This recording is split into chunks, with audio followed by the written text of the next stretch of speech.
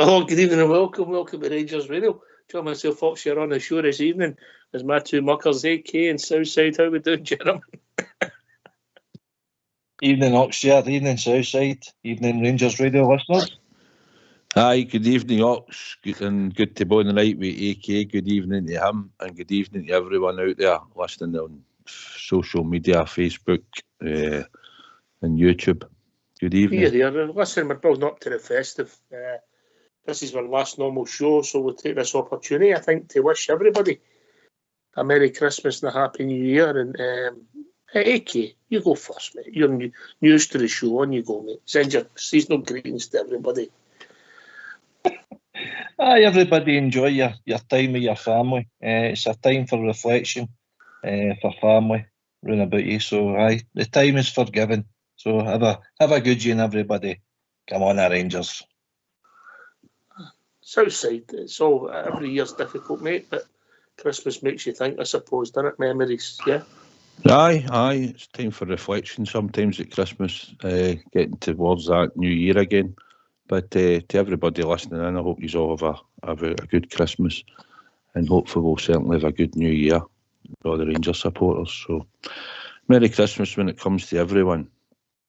Yeah, a Merry Christmas for Rangers Radio, everybody, all our listeners, all over the world, and to all the guys that have called in and made the show of the year. We'd really appreciate it, because it's the callers that make this show. Either that, it's just a podcast with people commenting.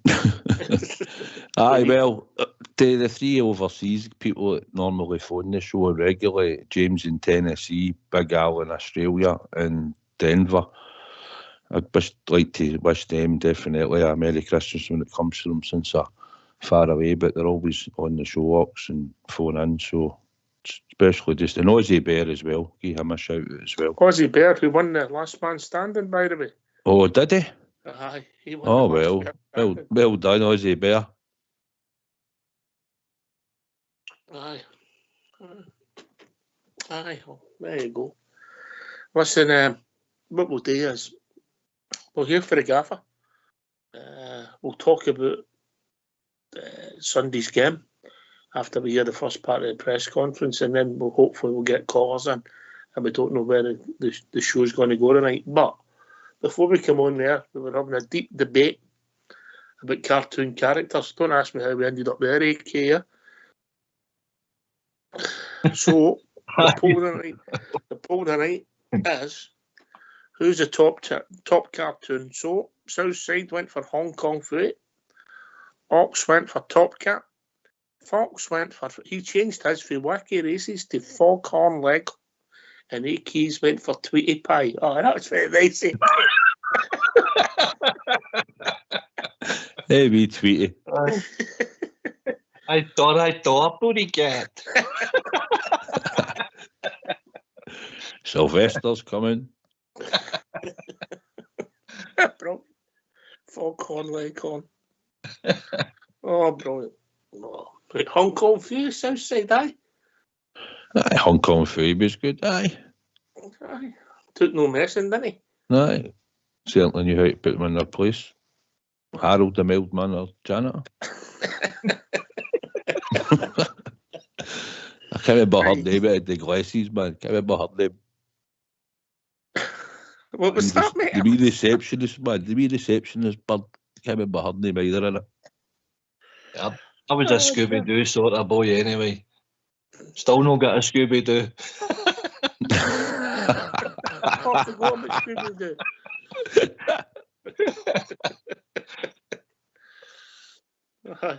Oh dear, brilliant. Right, we'll see what it takes us. I've got a message. Just a message for somebody. Let's just say lives in the northwest of the city. This is when Nicole's cavalcade. Right, okay, we're going to hear for your gaffer. Philip, come on, and then we'll see what it takes us. We'll hear what he's got to say. It's in two parts, so let's hear for the gaffer. Philip, come on. Starting on injuries again, it feels like that's what we're talking about a lot. Can you give us? So we're not going to do that. I'm sorry, I've got to. What's the update with John Lundstrom and Kemar Roof? Do we know any more than after the game on Wednesday? that they're both not available for Sunday. And to say how long, it's difficult for the moment. It's quite early after this game, and you need to make a good analysis with scans and getting results and all those things. So we cannot say much more for the moment. Is there a hope, though, that it might not be longer term with the two of them, that perhaps it might only just be a week or a few weeks? I always have hope, but I need to get the results from the scan, so there's nothing more to say for the moment. For Sunday, can we see anyone else returning, like a Ryan Jack or anyone else? Or No, normally not. So we stop now about injuries. We're going to speak about football now. Your midfield options at the moment, we saw Sterling play in midfield in the cup final, did really well, was awarded player of the match. Is that something that we could see again on Sunday? There are, I cannot say there are a lot of options. No, it's every game looking what's the best option for the team, and that's a strong point. I think what the team has been doing, what the players have been doing. If somebody had to play in a position that he was not used to of playing, he gives his best, he gives everything. And the good thing is also that that the story is clear in every position what to do. So if people have to play in a position, they know also what to do there, with and without the ball. So if you look back at this period until now, there are several players who did a really important job for the team in that way. So we are in a situation that we need to continue by doing that, by being creative. I just wanted to get your thoughts on playing on Christmas Eve, something we haven't seen in Scotland for a while. Is that something that you've done before in your playing and managing career? What are your thoughts on it? Yes, it's because of the supporters and because of broadcast, I think, that a lot of people can watch. In Belgium, we played also 26. We played games. That was the last game before the winter break, last couple of years. So that's not something really new. No, for me, I love football, so I don't mind if there's a lot of football. But of course, I want enough recuperation time in between. So it's a heavy schedule for the moment. But the players are coping well and they are working hard to be ready for every game. Just finally from me, you say the players are coping well. They have done so well in this hectic festive schedule. How important is it to keep the mentality right here after a huge week last week? You have to keep it right at the top. It's crucial. It's all about mentality. The rest they've shown, and also the mentality. But if the mentality drops, all the rest drops also. So no, it stays crucial. And to win this marathon, yeah, you need to be consistent. And of course, there will be one moment that we're gonna lose points. I'm realistic. I'm not naive, but yeah, we need to push every time to get these 3 points, and also in the way we want to do it, not to play negative football and just counterattacks, but really being dominant. What I said 2 months ago, that's the football I want to see, and that's the story that all the players stepped in. And if they are not playing in their best position, they're doing the job also there to play dominant football. So I'm happy until now about that. It's a big period. Still 4 games, a lot of points to win or to lose. Winter break coming, winter camp coming also. That's going to be really interesting for me, also to train more with the team, to speak more with the team, with the individual talks. And then you have the January transfer market also. So that's important that the players show themselves that they're ready for the second part of the season. On Kamar's injury, it's another setback for him. How disappointing is that, and what have you kind of said to him? It's the most disappointing is for him, because he's doing everything to avoid it. He felt really good. We're now assessing what can be the reason, and to look, very deep, very much into detail, to find solutions for him, together with him. So everybody's really disappointed for Kemar, because for him is the worst thing.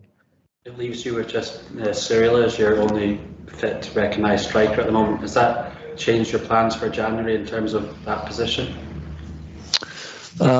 We will discuss this in the club. we will first see what is the situation with Kemar and how long he will be out.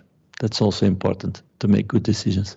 Like, it looked very emotional coming off the pitch at the weekend. You have to, is that a big part of your job now, is just to be the support for him and keeping his spirits high? Of course, it was a big blow. So he's so hungry. He did everything. He was coming in, getting his minutes, did a good job, trained well, got his moment then to start what he was waiting for. And that's normal that a disappointment is that big. I understand. I had also moments like that in my career. So at that moment, you feel that the sky drops on your head. It is what it is. Now it's about looking for solutions. How have you kept the players that have been injured? How have you kept them involved, and how have you kept their spirits up? They're always in our meetings, so I want them also that they're involved in that way, that they understand what we did good, what we did wrong, what we can work on, so that they're not like 3, 4, 6, 8 weeks out and then step back into a story that they were not thinking about anymore. So that's an important thing. And for me, and they know, everybody has the same importance. If you start, or if you're not playing, or if you're injured, it's about one family together. So we win and we lose together, and players are now important. Can be maybe not in a few months that they're injured, and others who are injured now, they can be very important in a few weeks, in a few months. So it's living together and doing the maximum to get the best results all together. So one big family.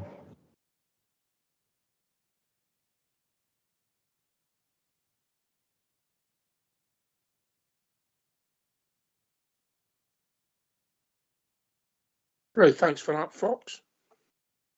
I don't think we're really surprised at that south side, are we? Nah, not at all. Talks with a lot of intelligence, didn't he? Like listening to him. But it's back to a puzzle again from on Sunday, but it looks at with the injuries and stuff that's happening to the team and who's available and their minutes that you can give them and build them up, and the ones that are probably had more minutes than maybe what they thought he was going to give some. We've been playing a lot of games continuously, but he's doing well now, mate. He's certainly doing well at the moment, working out this puzzle. All right. I mean, the headlines will be that about Kemar Roof and John Lundstrom, AK, but I don't think any is a surprised at that. But what the positive I've took that is how he treats everybody. You know, everybody's in at the meetings, everybody gets the same information, everybody's part of the team, because you don't know when you're going to be part of the jigsaw. Sometimes in management, some people are only interested in injured players because they can't affect what you're doing the day. It's just different styles, AK. 100% Oxshare, and what was apparent there is he's a man of compassion, his affection for the players already. The relationships are growing with him, the trust is growing with him, and obviously he's hurting. You can tell in his words and the way he's speaking there, he's actually hurting for the likes of Roof and Lundstrom, knowing that he's going to be missing them, because he speaks about them already as like part of the family and children, and you know the relationships developing there. But it's a far cry for you when Sakala comes out and speaks about Beale in the manner that he did. So it just shows you how much Beale's got to learn about the game and how affectionate Clement is about his players already. Listen, you know us, Southside, we wouldn't turn our back at anybody that was injured on here, would we? No, not at all. Gets careful looked after, don't you, AK? No, he's a breath of fresh air, and he's a manager, he's a leader of our team, and then they're starting now to respond to him, and you probably some are thinking now, we can't actually let this guy down. You know, he treats us well, he looks after us, is the way he's talking, everybody's in it together. It's a story. I'd love to get the hold of this book, man, to get to the ending. I know what the ending could be, but I'd love to fast forward it.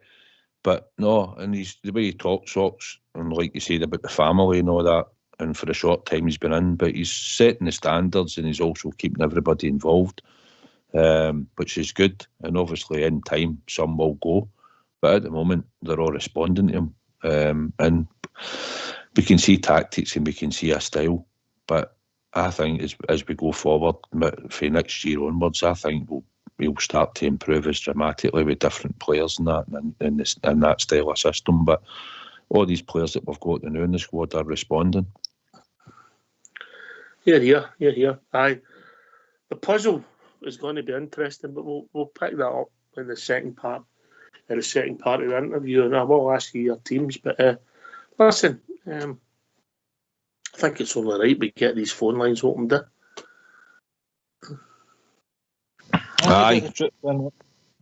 Aye, surely you can phone in the night and talk about anything when we've just last 16 of Europe. We've just won the first cup of the campaign, and now we're just 2 points behind them, won our game in hand. Positivity, man. Come on, go on here and let's tell us about it. Tell us how you feel. All this positivity must be killing some of your punters. Aye, and apart from that, tell us your favourite cartoon. Aye, we'll go for that. Aye. Let's hear from these. Why don't you give us a call on 0141 356 1972. It's your show, it's your platform. Let's hear from you.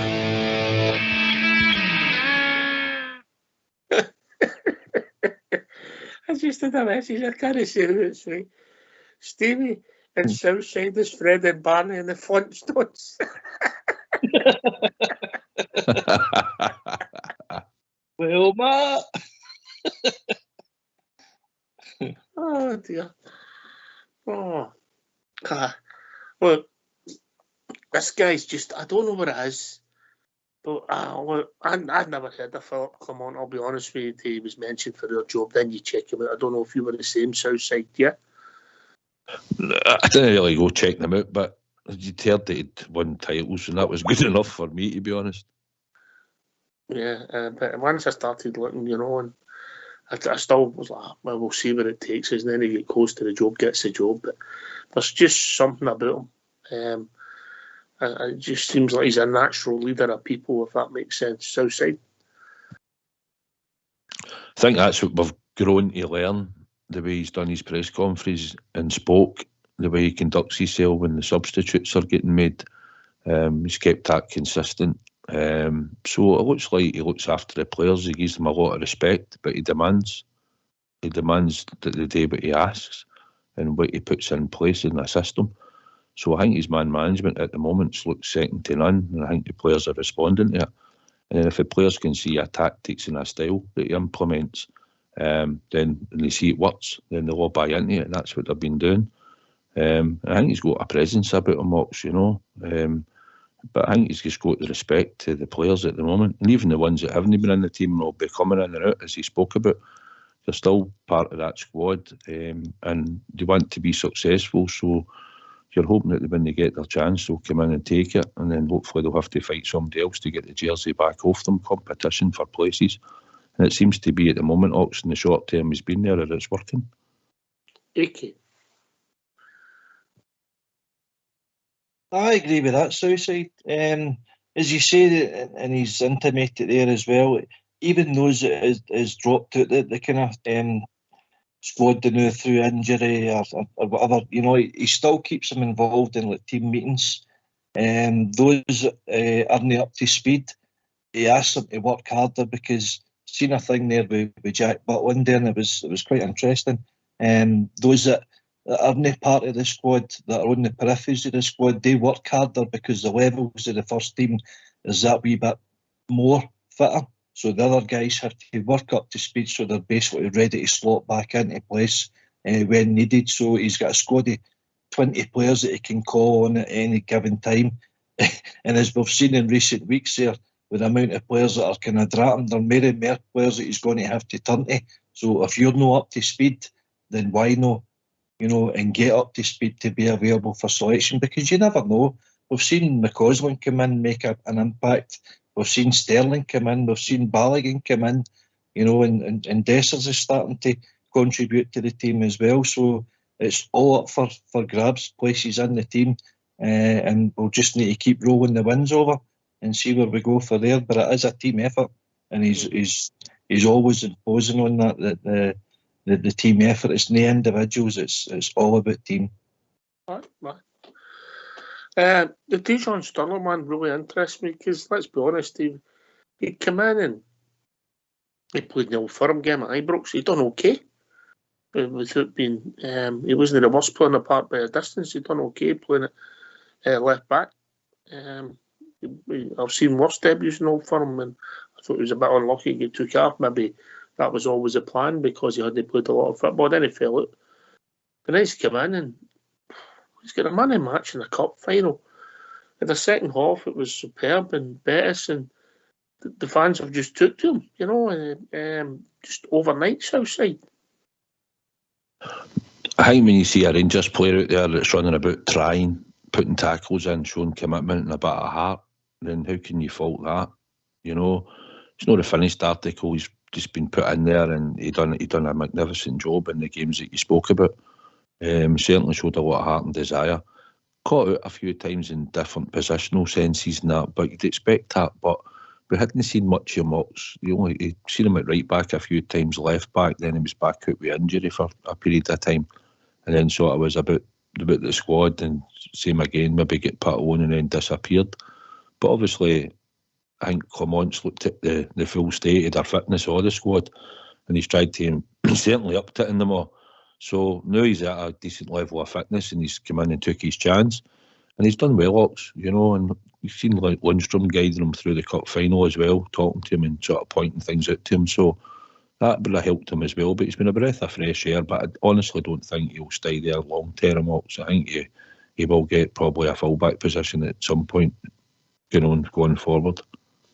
Listen, see that asset he's got with that pace and getting about the park, and he wins the ball and he makes a tackle and he gets stuck in. I don't know, Southside. That I could see him developing. I'm not saying he's ready to play in there just now, but if you were to play a dozen games in there, you can move positions, mate.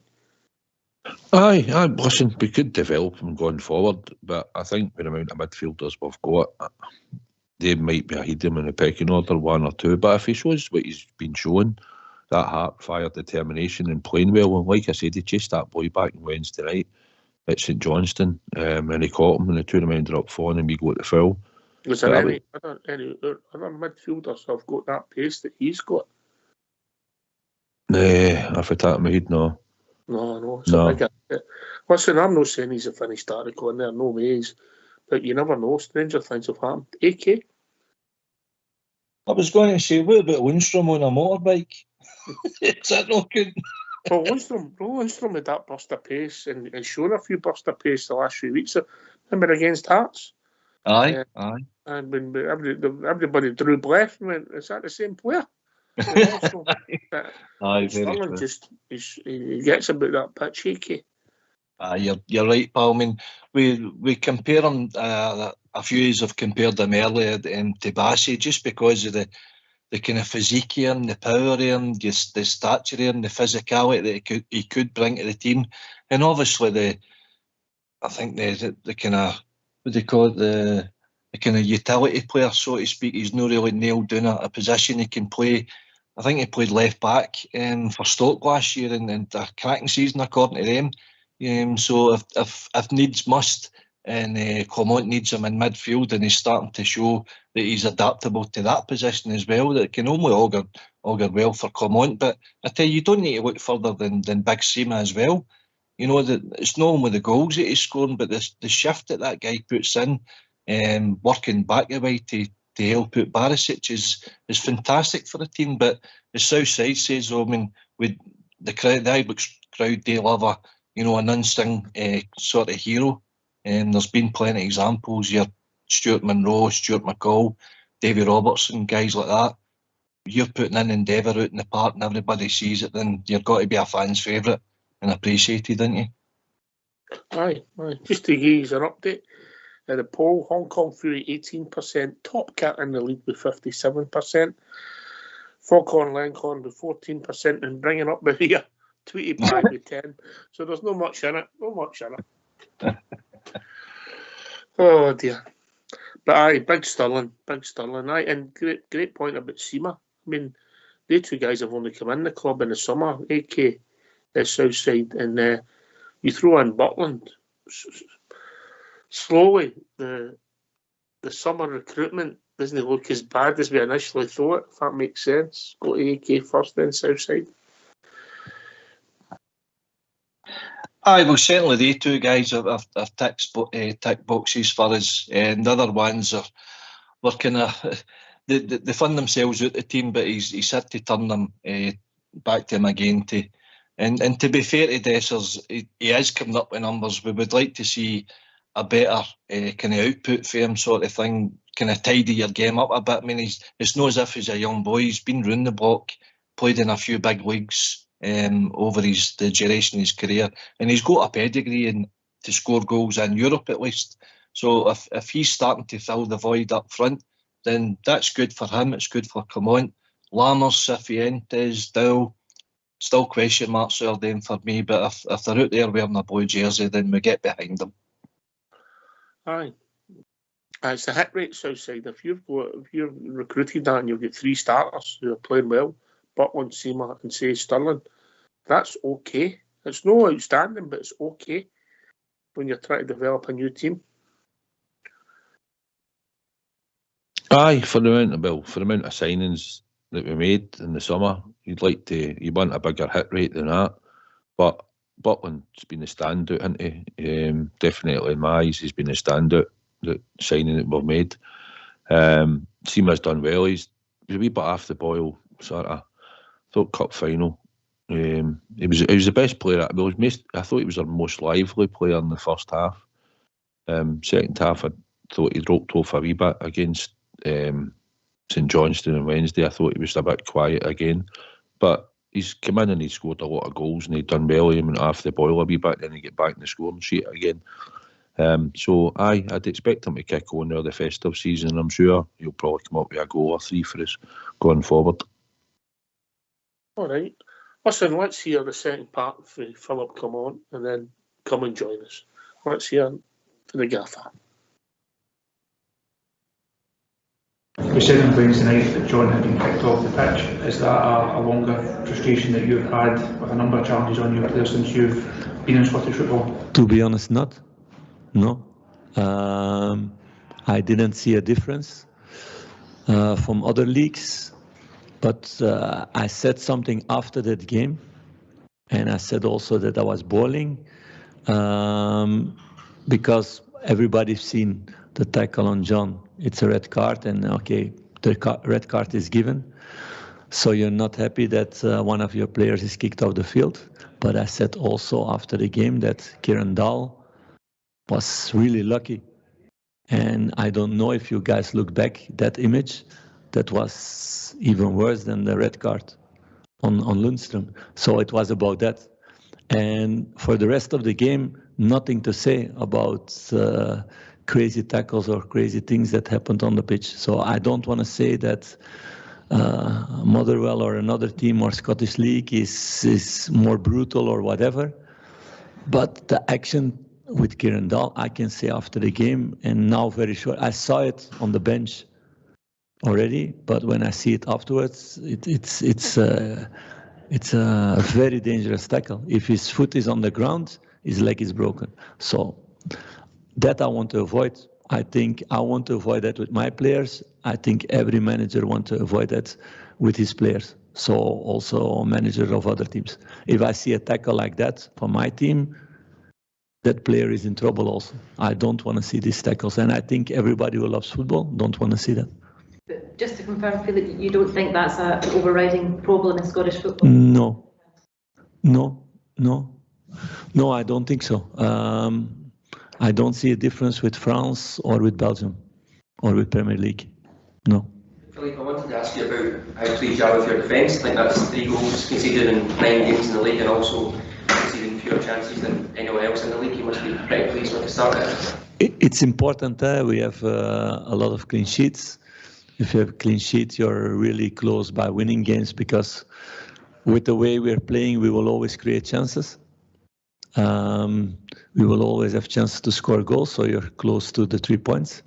And for me, the most important thing is that the players understand with our more offensive way of playing, we defend also better, and that they understand what to do. Of course, there's been some mistakes, and we get some goals against that we could avoid. But I see also the players really concentrated to not do it 2 times or 3 times. And it's not only about defense or Jack, who's also a really good goalkeeper, of course, but also the work that midfield is doing, the work that the strikers are doing. It's really a team effort. That's got to be pleasing then with all the changes in midfield that they're still able to create that defensive structure with 3, 4, 5 different players in front of the defence. Yes, that's crucial in football, that you keep a good structure all the time and that the players understand.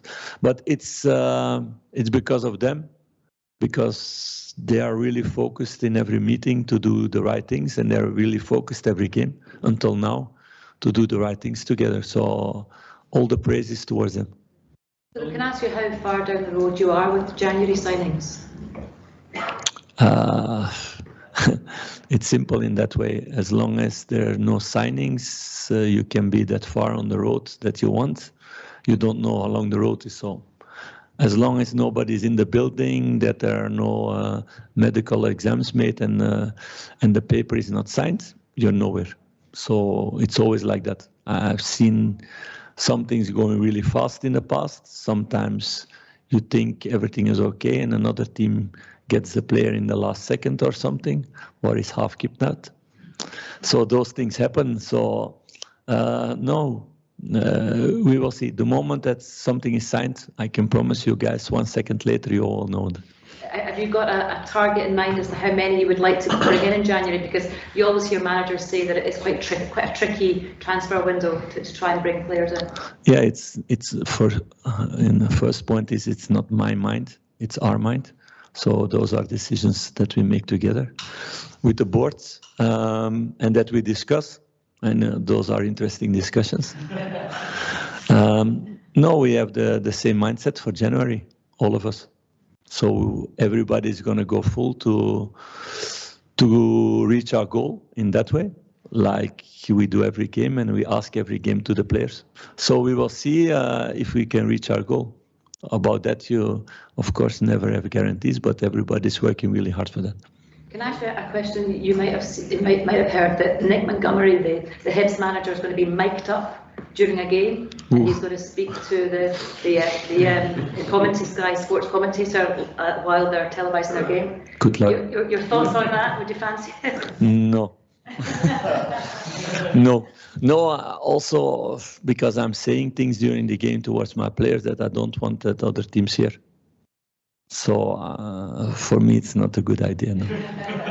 Or I speak with my staff about images that I want during halftime, or what I want that we do, or whatever. And sometimes I also say things that are less nice. So it's better not to do that. Surely no swearing. Surely not. Can I ask you just a very final question, just for me, just in terms of your Christmas plans, not your Christmas plans, the squad's Christmas plans, will they be in on Christmas Day, given that you're playing on Christmas Eve, will they be in on that day? Yeah, they will be in, yeah. We will have training, yeah. Or recovery, yeah. Philippe, St Johnstone came to Ibrox on Wednesday night, played a very low block, 2 banks of 5, very difficult to break down. Do you expect Motherwell to do something similar on Sunday, or because they're the home team, maybe will come out a wee bit more and give you a bit more space? I expect everything. So we always prepare the team for different scenarios, not for one, because I don't want my team to be surprised in whatever way. So it doesn't matter what is the plan on the other side, that we are ready to do what we have to do in that case. And it's about small details that are different in that way, but I always try to prepare my team for every scenario.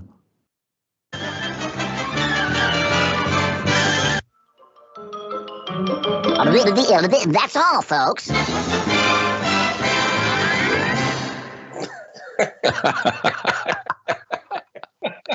No bad. I believe you want to change your vote, AK, is that right? You want to go for Scooby-Doo. I was wanting to go for it. But I think I've been trumped already. It's all a bit of fun, mate. It's all a bit of fun. Right, okay. Once again, the guy just oozes class, yeah? By the way, maybe we should do that, take turns. We could start with you, Southside. We mic up one of the Rangers Radio pundits at the game and that, and then play it back, would you think? No.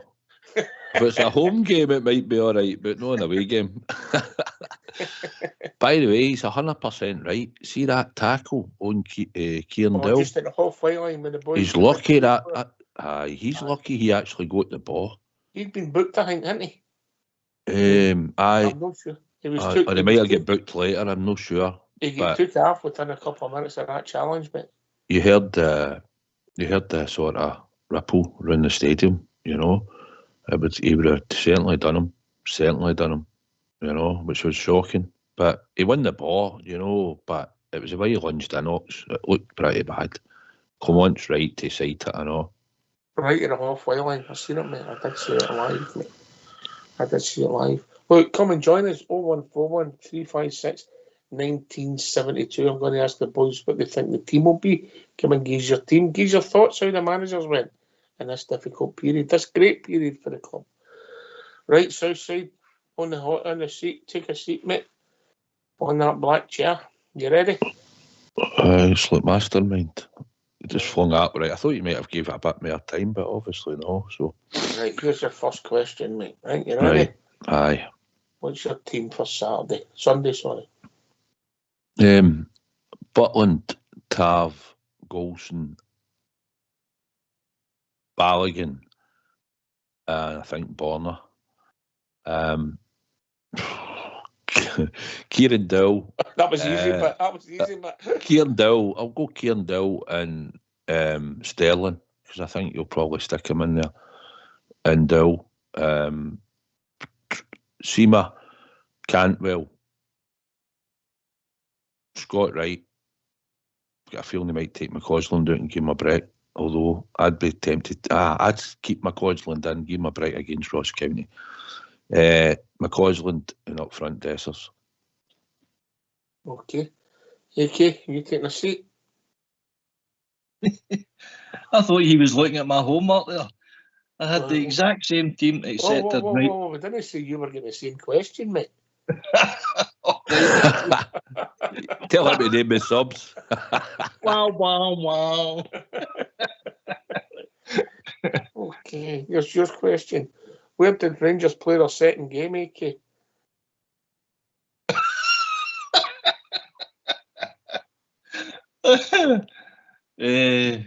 Give us your team, mate. Give us your team. I've not got a clue. Give us your team. I was going to say Ibrox. The first one was away. No, the exact same team. I had the exact same thoughts as Southside. Honestly, the two have they spoke, but I put in Wright. I thought it might be a tougher game. Take wee McCausland out. I thought the home game against Ross County might be better for the wee man. Tighter park, is that you're thinking? Maybe a tighter park? Tighter park, vociferous crowd, somebody that's going to be up for it, and hopefully Wright is got more physical attributes than wee McCausland has. And if the game materialises the way we all hope, then bring the wee man on for the last half an hour to poke another couple into the net. By the way, you're talking about a vociferous crowd and people scrambling for tickets Southside, and them playing to half-empty stadiums when there's thousands wanting tickets. I don't know if you read the reports today, but Motherwell needing some cash into their club. What a way to run a business, Southside, eh? Aye. Well, once we get there on Sunday, if you look across to the left-hand side of the main stand, they used to geese half of that, which they don't any longer. So there'll be plenty of gaps in there, guaranteed. And probably behind the goal, I think they call that the Davy Cooper stand, don't they? They used to geese that as well, but not any longer. So if they don't want to fill the grun, which we can help fill for them, then it's their own fault, Ox, you know. It's their own fault. That's how I don't go when they start greeting about them making all these losses. Well, sell the tickets to us when we come, and we'll certainly fill it for you, and it'll cut some of your money. You'll make some money, you know. But looking forward to Sunday. It's usually a good atmosphere at Motherwell. So I'd expect us to get the 3 points. They'll probably make it hard for a period of time, but it's like anything. We'll make it hard for ourselves until we score up. So hopefully we'll score early, and then we can start setting about them. Aye. I'm looking for these before and after Christmas 6 points, and then we regroup and we go again. We see where we are. But hopefully these 6 points roll.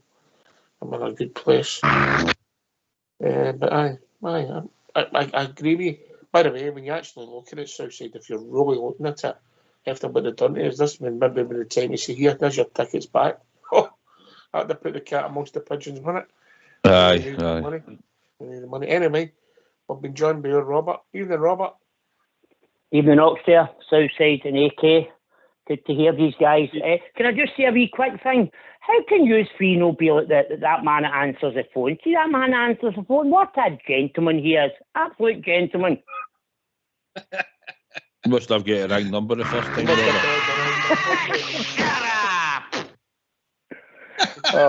Oh, brilliant. Anyway, guys, just make my stay short tonight. Just a wee quick one to wish you all the best season greetings and that to you and everybody connected with Rangers Radio, listeners, callers, technical team and all that. Wish you all the best. Come on, yes, as you say, come on the Rangers. I'm actually still on cloud nine after Seville and after Hampden. I'm still celebrating James Henry Tabernier's winner. By the way, that'll be some quiz question. Whenever you think about it, that was bizarre. Seville, and then 3 days later Hampden again. That happened twice days, Robert. Eh?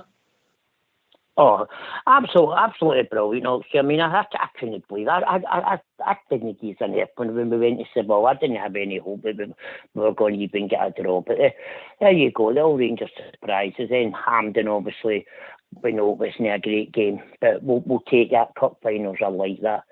And then, obviously, I was a wee bit disappointed, if I'm going to be honest with you, the other night of the game. I was hoping for a wee bit more, but as you said last night, we've got to cut the guys slack. 3 games in 6 days, so there you go. But I'll tell you one thing, guys. I think you know this yourself. We're no all stupid.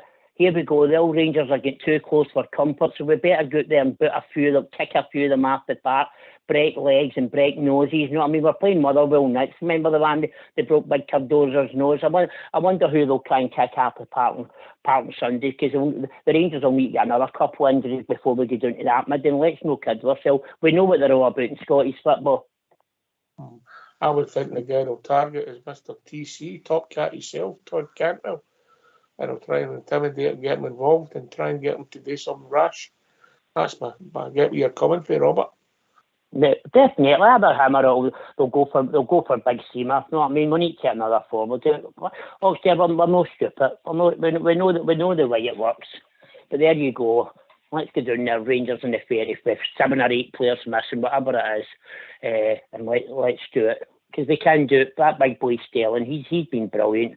And you can tell he's a Clement type of player, because the manager did say when he first came in, if you remember, he wants the biggest team and he wants the fastest team. And that big boy ticks every box, because no disrespect to guys like we Yilmaz, he'll never do for Rangers. I don't want a defender or a central midfielder below 6 foot, 6 foot above. That's what I want at the back and central midfielders. We guys out the wings, fair enough. But no at the back, no in central midfielders. I want big animals on there, big guys up brilliant, because that's what you need to play fire with fire in Scottish football. You know the way they're all hammer throws, etc. in Scottish football. So we need to get 2 or 3 boys in there that will dish it out. An Ian Ferguson, a Terry Hurlock. But I know nowadays these guys don't come easily. And I know the way it's all changed football. But that's what I want in my team. I want a few hammer throws and get them at back hooks there. Robert, what do you make with? I know you've not been shy with your opinions in the past. What do you make of Philip Clement in these 10 weeks with the club, 11 weeks? The guy has done miracles. He has come in with a magic wand, because as I said before on this programme, that man's hands are tied behind his back and he's blindfolded. That man's done a miraculous job for the hand that he's been given, and then players are dropped like flies, and he just seems to work out. And I think he's been absolutely magnificent. And for that lassie to ask him about getting mic'd up and that and no swearing, our manager's never going to swear. He's too much of a gentleman. He's got too much class about him. You know what I mean? To be caught out swearing or doing things like that. I think he's been absolutely wonderful, and I'm excited. And please, the Rangers board, if you can give him it, please try and find the money to back this man. I know we need to watch for this fight, fair play and all that kind of stuff, but please try and move some players on. And I know it's pretty hard, and back this man, because see, we can back this man. There's no ending where this man can take us. I'm so confident. I don't doubt his ability in any way at all, but I'm so confident if he gets the backing, he can take us places. Fantastic manager, fantastic. Thank you. I only reiterate everything Robert said there. Very pleased he's come into the club in difficult circumstances. The support was kind of low, the players were low in confidence, we weren't sure the direction we were going in, and things seemed to be slipping away for us, but he's turned it around very quickly.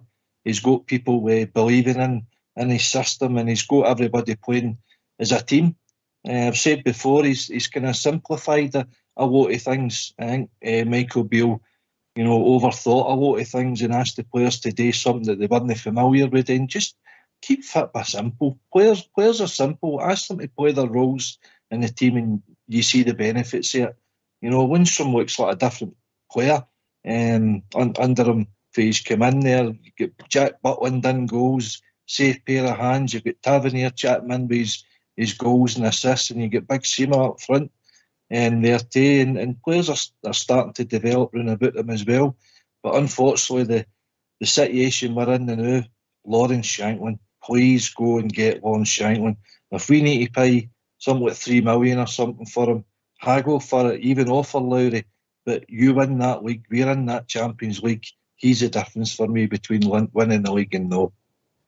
Well, maybe the attraction of Shanklin might have faded a wee bit if the rules are going to change with homegrown talent, but we'll maybe come to that.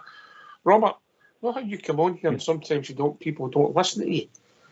Yeah. I want to point you out that they do listen to you, because Big Stevie tried the curry pie after you recommended them. Did you hear them the other night? I heard him last night, and he was fantastic. And his wee one-liner about Southside, I'm all repeat, I was rolling about the floor laughing at wee one-liner. Brilliant. But I heard him last night, and I'll tell you, if you have not tried them, guys, £4.50 they cost you. They're quite big as well, but they're absolutely delicious. Honestly, I had two on Wednesday night. There you go. Absolutely brilliant. Oh, I'll keep him for a week and a fortnight, Southside. Nah, I've not tried them. I don't think I will be either, to be honest. But in saying that, Wednesday night, Robert, were you at the game? Yes. If you did go to the kiosk, you were getting it for nothing, because the payment machine was done. So they were offering you a hot or a cold drink and one hot pie or hot dog or whatever you wanted, or a curry pie. So they were giving them away on Wednesday night at Ibrox. I noticed that because actually at the start of the second half, I kicked my Coke over just as the second half started, Southside, and the man next to me said, you do know if you're not doing, you'll get that for nothing, the tills are doing. I thought, I can't believe it. The second half just kicked off. I'm hoping to get an early goal here, so I'll stay in my seat. But I did know that, Southside. Fox, is that how Stevie never seen a ball kick? Maybe that was only the main stand building. You don't know about the other stands. Oh, sure. Yes, mate. Can I ask you a wee question, pal? Do you get your own thoughts here? Do you think the manager will get back in January? And what sort of money do you think he'll get back to? I think the manager knew exactly what he was getting before he came in the door. I think as he's shown us, he's nobody's fool. He's football mad. He knows what he wants. He knows what's required. He'll have told the board what his initial thoughts were, that might have changed. There's people who maybe come out the woodwork, let's say Stirling, for example, who might have said, right, we need X, we need Y, and he said that's maybe changed now because he sees people differently and things might have changed because of the injuries. I don't think we'll go mad in January. If we can get people in a free transfer who are maybe out of contract next summer, who were in my plans and the manager's plans, and we can get them in early, I'm all for that. I don't know about signing people on 6-month loans, Robert, personally. But I think he'll have a lot of his targets. He'll be looking for them for the day he walked in the door, along with the club. I think he'll put his marker down before he walked in the door and took the job. And then it's up to the board of directors to back him, and I think they will. Southside. Aye, Robert. We might do one or two if it's feasible, and it's something like Box is saying there that we've had an eye on somebody and they'll maybe get that pre-contract signed and then might be able to prize them away. But I don't think we'll go mad ourselves. I think we'll go with most. If Danilo comes back, for instance, and he's going to be fit, but it's like anything, once you've come back for that injury, you don't know how you're going to be. Roofs, like we said, if he could do what he did in Betis more often, and stay in the park, we wouldn't need to worry about it. But unfortunately, he is a worry. I think we might look for somebody up front, Robert, but he has said before, Matondo can play up front, Sima can play up front, Dessers, if you can get Danilo back, he might think we might have enough to get us across the line. And the way we're playing football, Robert, we're making spaces and creating chances, so hopefully whoever's on the park can take them, But I think we probably, if you could get a guy that will come in, hit the ground running, if you're creating the chances, then if we could bag somebody like that, I'd take him 100%. But I think the board will back him, Robert. I don't doubt that for a minute. Anyway, we'll be joined by a caller. Evening, caller. Good evening, boys. Big Stevie for the drum. Did somebody mention a free pie?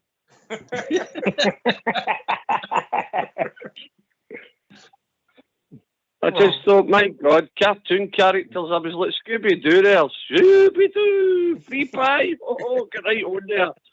Listen, the curry pies are magnificent, Robert. I'd like to thank you for pointing me in the right direction. Normally, I don't tamper with technology. I just stick to my steak and kidney, But, it's went mental now. Kebabs, everything in a pie now. Absolutely brilliant. And can I speak to my wingman, please? Mr. Southside. Mr. Southside, I'd like to make it known publicly. I'd like to thank you publicly for getting me and my boy 2 seats together at Hampden in the North Stand. I don't know how you done it, but you done it, and thanks very much, mate. It's really appreciated. I'll tell you, Southside, I had tears going down my face when the bells were getting round with that cup. See me and my boy, oh man, it was absolutely fantastic. So it was. It was brilliant. Great. I'd just like to thank you, mate. About the price of the tickets. Aye, no, it was a great day, Stevie, wasn't it? It was fantastic. Last time we lifted that cup was Jelavic against him, and I was down beside the Union Bears. It was about 4 or 5 rows for the front, right across the staircase, but they were all bouncing about, and it was a great atmosphere for them, and a great atmosphere for the whole support, wasn't it? Right round the stadium, but great day out. Great to see the Bears lift the trophy, as us older ones wanted to see, and it's great for the young mob and Jamba and everybody else. The young team out there that's seen Rangers lift that League Cup, but no, we deserved it, and it certainly, I didn't think we wouldn't. They made it hard, but it didn't really trouble us at all. And the Betis result, mate, that was a big achievement after that. That was a performance that night. It's always hard to go away from him in Europe and win away from him. And that was some achievement we done. Let's not be kidded. That was some achievement. And it was our first win in Spanish soil. And then to come back and lift that League Cup, mate, it was superb. And it was great to meet you up with you as always before it. Yeah. My traditional wee meet. But listen, mate, I'm going to tell you something about Sunday. I'm not going into Big Bobby's kebab shop house because I've still got the stain on my fingers for his kebab sauce. The last time I was at Fur Park, I can't get it out. It looks as if I'm a heavy smoker. I don't know what he's using in his kebab sauce, but listen, we'll change that on Sunday. We'll need to ditch Big Bobby's kebab shop house out there. That was murder the last time. But brilliant, great times ahead. Southside, your man Clamont's got us up and we're totally getting up edge of our seat. We don't know what team it's going to put out, but I'll tell you what, he's got them fighting for us, isn't he? He's really got them fighting for us. And I just want to say thanks to Robert for directing me the curry pie. And before I go upstairs, if it's okay with you, I'd just like to thank all the Rangers Radio listeners and wish them a Merry Christmas with Big Stevie for the drum. Remember, we are the people and we've got to stick together in everything we do. No more divide, we're galvanised, Big Clamont's got us together, the team, cheer the boys in blue on and let's go, man. And I'll tell you, at the end of the season, we'll be happy as a pig amongst you know what. Okay, boys, I'm going to let you go before the tune comes on, but Southside, thanks a million. No worries, mate, at all. Davey, before you go, big man, yeah? Yep. Can we just wish you and your family all the best for Christmas, mate? And you're a big part of the show, and you do a lot of stuff behind the scenes that people don't realise, mate, you know what I mean? And we'd like to thank you and wish you and all your family all the best for the Christmas period, mate. Not a problem. Listen, we places like this, we stages like this, the Bears all come on and do their morning and glory and stay off the Radio Snide and all the places because they take your opinion and they twist it and they try and make you look stupid. Go onto these Rangers platforms, there's plenty of them, and do our business there. And anything that needs done, charity-wise, or anything like that, I'll do it for any of the Bears. When I can help them, we'll help them. That's just who we are, on it. But listen, all the best to everybody listening. Big Al, James from Tennessee, Denver, all the boys, you know, Aussie Bear, everybody, all the play, even Big Mark down in Corby, all the best to him too. And he's some bear, by the way, the travelling that boy does. But listen, we're all together, and well done to Rangers Radio. Great wee platform, and keep it going. Okay, and I hope Santa's good to you all. I hope I get a wee curry pie. Yo. All the best, Stevie. I'll give a bell tomorrow again. Right. I'll talk to you later on. Yes, I'll be at Fir Park cheering the boys on. Come on. Well done, EK. Well done, the newcomer. You're the water boy to Rangers Radio. The new man on the new kid in the block. Well done, EK. You broke your duck well, mate. Well done. Thanks, Paul. He's hit to duck.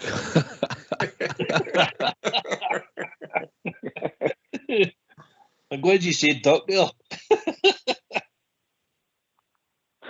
I thought you done really well in the initial interview, didn't you, Southside? That was impeccable. Impeccable. Oh dear, you've got to laugh. You've learned that, AK, on here, haven't you? You've got to laugh, and I think it's mad on there. It's a lot worse after. I'm saying nothing till I see my lawyer.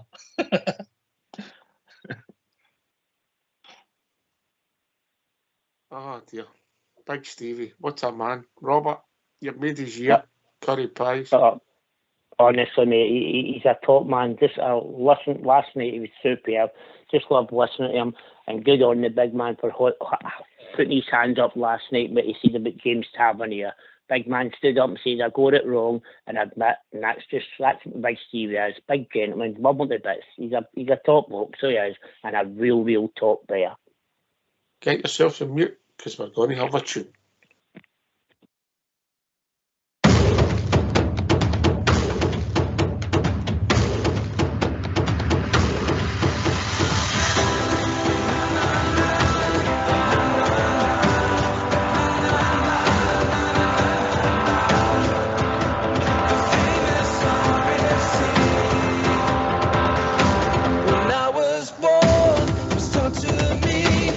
Glory's powers of the famous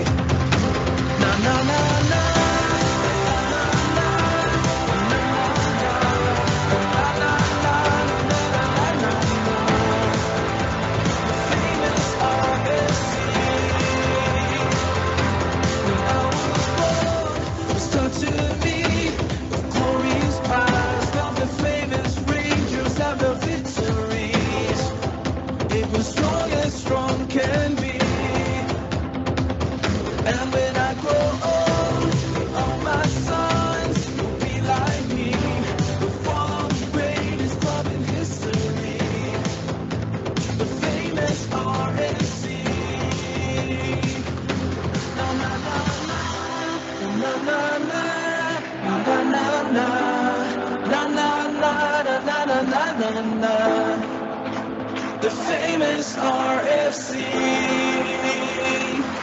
Na na na na.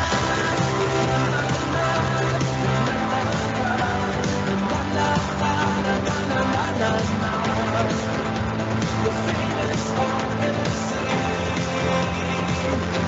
Na na na na.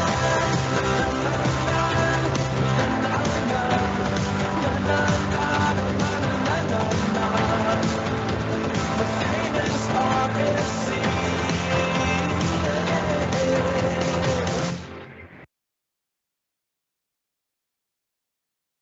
Why don't you give us a call on 0141 356 1972. It's your show, it's your platform. Let's hear from you.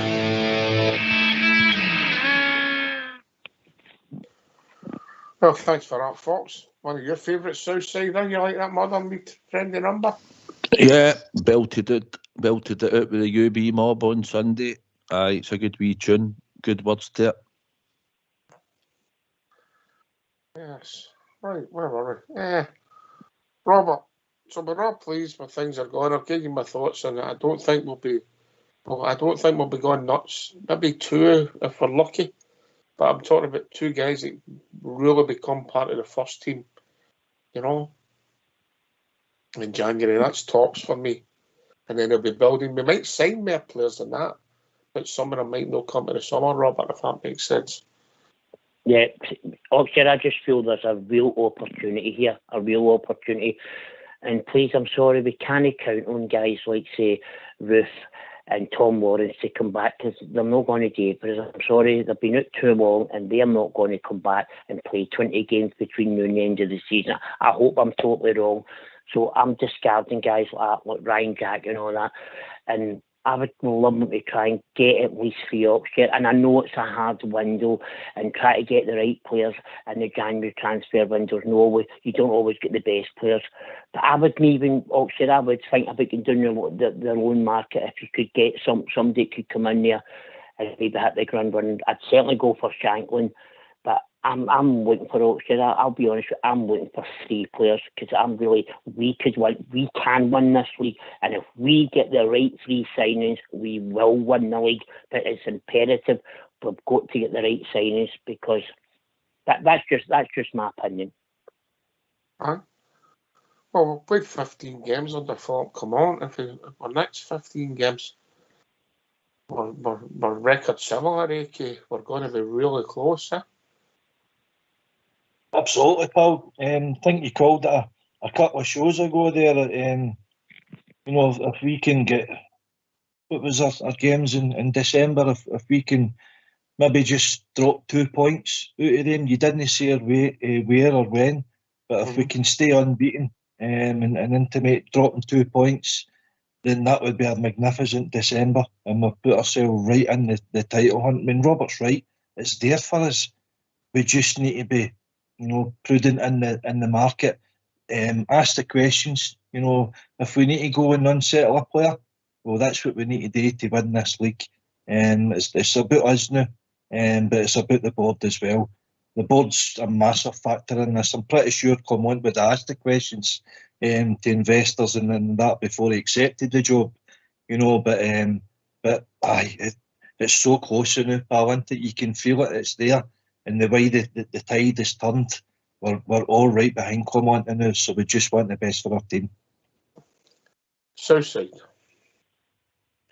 See, if we don't add in January, right, we get Danilo back, and a couple of Raskin comes back. But we're not good enough still to just go in and win this, regardless. Aye, I get that. I'm saying that any January, I'm wanting any January, not just this January, mate. Mm-hmm. You know, if you're bringing 2 players in, it's going to, no say good automatic starters, because nobody should be really part of the first team, mate, who are assets to your first team and hopefully start their games. And no, you've won a watch, mate. Mm-hmm. Aye, definitely. Listen, if we could get 2 players that can come right in January and improve that team and starts all the time, that'll do for me. But just saying, if we don't manage to maybe get a deal or 2 done that we hoped for, If he can keep the consistency level up that we were let down with all the time with this squad, as we kept talking about, he's got us playing a style and a system, and you can see players like Lundstrom, for a start, playing a lot better than what he has done in recent times. Then this squad could theoretically be good enough to go and win the league regardless. Obviously, they'll be doing panic buying in January, probably across the city. That's what he sounds like he wants to do. But I just feel as if he's got them just taking it game by game as he's got them focus talks. But we want to strengthen. Obviously, we do, and we want to kick on. But theoretically, if we have to go with what we've got and we can't add to it, then we'll just have to hope that we win that game in on and we do the damage against them up there. We'll have a cushion, and then just let's go for it. Just keep the momentum going, and we'll get there. Anyway, we've been joined by Andy. Evening, Andrew.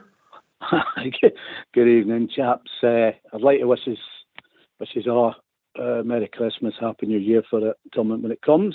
Hope everybody has a good time, and everybody that listens to us in the feed as well. I'm the other way, to be honest with you. I'm glad Robert didn't introduce me to curry pies, because I am alien to that kind of food. So I'll stick with what I eat. Especially if Stevie's saying he's still got the stain on his fingers for last year. That's a real worry in my opinion. So stovies and the old usual stuff will do me. So that's my take on that one. Yeah, I think it's imperative that we do sign somebody in the transfer window, because the way they're dropping at the minute, and there's no guarantees that Mayor won't, so yeah, I think we need to just to give that boost. We did it with Graham Roberts back in the day when we brought him in to give the wee boost and the lift for the team. So I'd like something like that to happen. I know it's different days now and we ain't got the money and all that, but it gives a team a boost, doesn't it? And the season for me, it's strange. It's something. We did this before a long time back, and we thought we were out of it the way we were playing at the start. But we won a League Cup against the Filth there. Went and drew the following week there at their place. I was going to say a naughty word there, but I'll behave. So, and then we ended up, when the rest is history, isn't it? They imploded a wee bit, and Rangers went on some run, and we ended up getting the double. So, I'm thinking strange season and all that. Two behind now. I'll be more disappointed if we don't run them down to the wire or win this now, if it's the injuries that scupper us. That would be a bit, that would hurt even more than what's gone on before, the way I'm seeing it now, because he's certainly got inside their head. You've got to ask yourself, the previous manager's not good enough, but you've got to also ask if these players, they're actually listening now and wanting to play for somebody. So there's all kinds of questions there, isn't there? And that's my wee take there.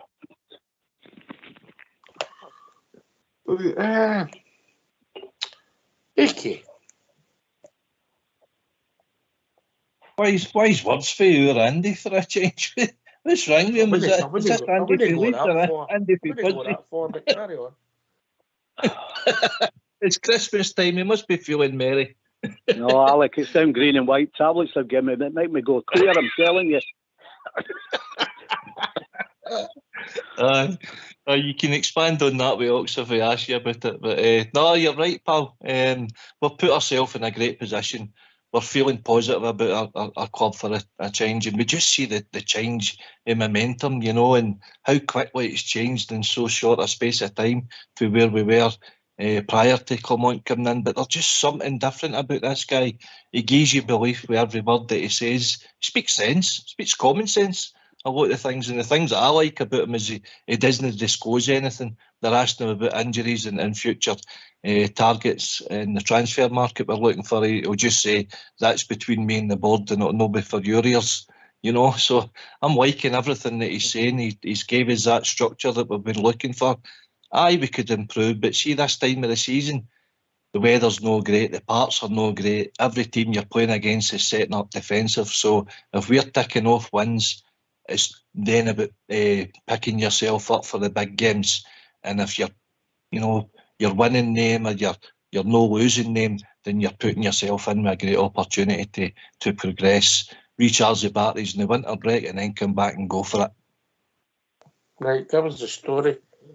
Give us the story Yeah, about Andy. green and white. Oh, my tablets. Oh, dear. Well, I think you got the doctors in a shot to found some like protein in my urine, like, and wanted me to take all these blood pressure readings, and they're all spot on. Text them back. Says, you're okay. She said, no, I still want you to take these tablets. It rights your kidneys in order to give you a chance.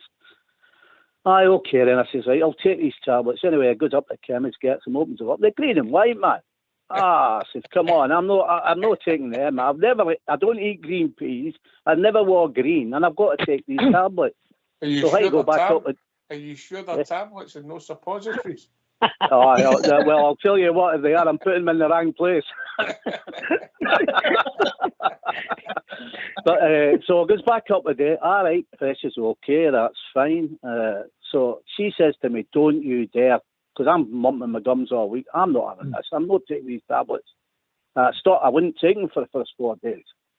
So I just got in there. I said, she said, they're working all right. I said, aye, but fuzzy heat, but they're settling down now. They seem to be okay. I says, but the green and white. So she says, you a Rangers fan by any chance? I says, aye. I says, wow. She said, well, my husband and my son, they're Rangers fans. Same thing, nothing green. Son played football for years with Team Blue. But they changed it to green and white. So he said, no, that's not for me. Stopped it, like. So I said, I'm not. I said, that's great. I said, I'll start to trust you a wee bit more, because I was giving it like, I don't trust her. She gave me all the shitty tablets and all that. I'm not having it, like, you know. Anyway, I started trusting. So I said, right. So I said, now we've had the wee discussion. How about changing the tablets? No, keep taking them till I get the proper readings. So I'm still stuck on them. But I was going up. She says to me, don't you dare mention that. She says, they'll be sending you to asylum. But I couldn't help it. I got in there first. Oh, come on, what are you going to do with these tablets? I can't take these. But no, I'm still on them right enough, you know. But see what happens. I'm still in the mind for changing them right enough. Because BB told me that he's are orange. Well, if he's got orange ones, I'm wanting orange ones. Maybe it's just been caused by something rubbing off your knee. Oh. Rubbing off my knee. Andy, Robert. Aye. Andy, see tomorrow your story is he became the wee blue tablet and make you taller. Make me taller? All right, okay. Even the blue tablet would have its worked out to make me taller, I'll tell you. Oh dear. Andy, who's your favourite cartoon character? Oh, well, they're not in your ones. I like the Fred Flintstone, but see that Barney, I could stick one on his nose all the time when I was away, and I just didn't like him. He always got Fred into trouble, didn't he? I seen you a bit like Barney Rubble and Big Alec is from Fred, if I'm being honest, no? Fred's round, right, you know, but don't carry the chins that Alec carries. That's the thing, you know what I mean? So. But I suppose to you, Barney Rubble would be a modern man. Well, Barney Rubble would be about 6 inches bigger than me, wouldn't he? Oh dear, brilliant. Listen, Andy, can we just wish you and your family all the best for Christmas, mate? I'm not saying to go, just hang on, but we really appreciate all your calls and all the laughs you've given us this year, mate, and all the best for the Christmas. And I hope everything's all right with it, obviously. Yeah. Well, like I said, it's you know I'm always around. I never miss any of the shows or out like that, and I comment but like when I was getting angry and all that, I thought there's no point going in there because you're winding people up and winding yourself up. So I just want to come in. I'm glad now, and I hope it's going forward. I can come in more positive, like, you know what I mean? Because as I say, I only just talk about it again. But I love the show. You know that. You know what I think about the show. So I appreciate that. I'll pass that on to my family. The wee man sat in there, he's getting right into it now, which is giving me good encouragement. He's coming and asking and wanting to be involved now, so I absolutely bollocks it with my daughters right enough, but the wee man seems to be getting it, so I'm good with that. Andy's a big part of the show, Southside. Aye, certainly I would like to wish you, Andy and Robert, all the best when Christmas comes, mate. I hope you have a good time. But no, you're always on the show, Andy. I remember you for the first night out I met you when you had the blue hat on.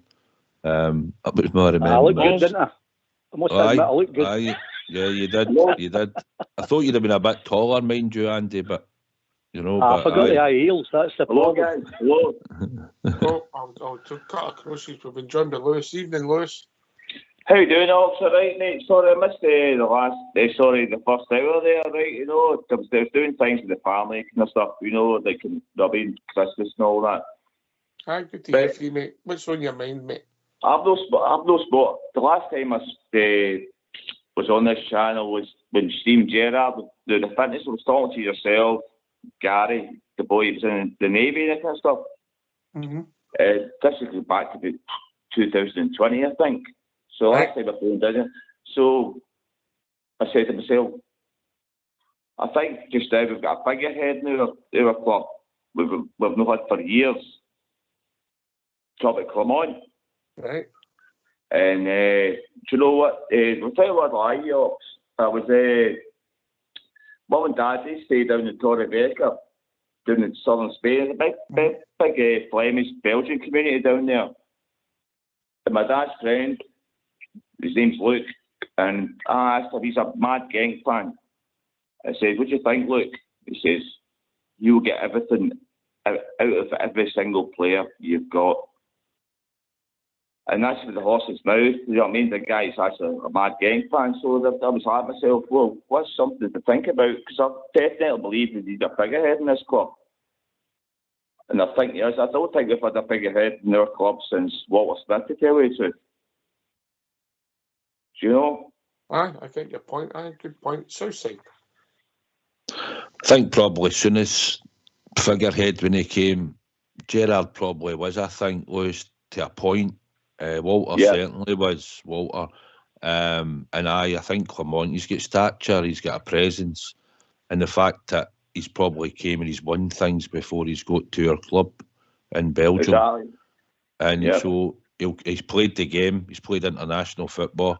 He's talked well in his first press conference when he got here, and I just think he'll know the players respect him, you know. And then they see a style and they see a system, and they're buying it. They've bought into it, and they can see it's successful, and it's starting to be successful anyway. We've had a wee blip here or there, but on the whole, it's working, and he's doing it with players that he probably wouldn't be starting 11 most weeks. But they're all buying in. He's treating them with respect. He's keeping them on their stories he talks about, and I think that's what's got them all pulling in the right direction now, Lewis. You know, and it's been fruitful at the moment on the park. Oh, totally Southside, man. Because I said I'll reserve Jordan to go doing this time until I speak to Luke, my mum and dad's best pals. I was like, so you hear it from the horse's mouth, and the guy said to me, said, Lewis, he'll do everything for you. And I was like, see, when I heard it off that gang fan, it made me think, you know, made me think a lot. Definitely looks a good appointment. AK? I was, as Lewis said there, and he's got ambition as well. You know, he's got the credentials, the pedigree. He's keen to, you know, make a career in management. He had a decent career as a footballer. Played for Belgium national team that can't go unnoticed. He's went in there with a belief in a system, and just treat the guys like adults, you know, and have a strategy there that wasn't there before. If you have that, you give yourself a chance. Have you playing as a team, and then you see days like last week, when how joyous the Rangers support was and how good it felt to celebrate and make them happy, send them home happy in Spain. First victory in Spain in 16 attempts, I think it was. So he's making history himself. He's changing the numbers on the board himself. Just he's got to get through to this team now, grasp that opportunity, and see what's in front of you. And you never know where it'll take us, you know. So it's good feeling that they know about Clermont. Oh, it's unbelievable, guys. It's unbelievable. You know, he's got a bit. He reminds me a wee bit of Walter Smith. Like, you know, to me, Walter Smith was the best manager of all time, and that was a bit.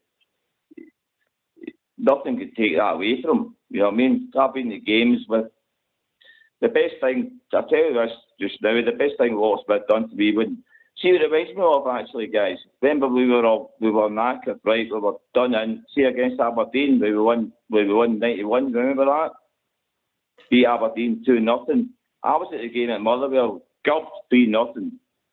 What's his name? Mark Wallace missed a penalty over the bar.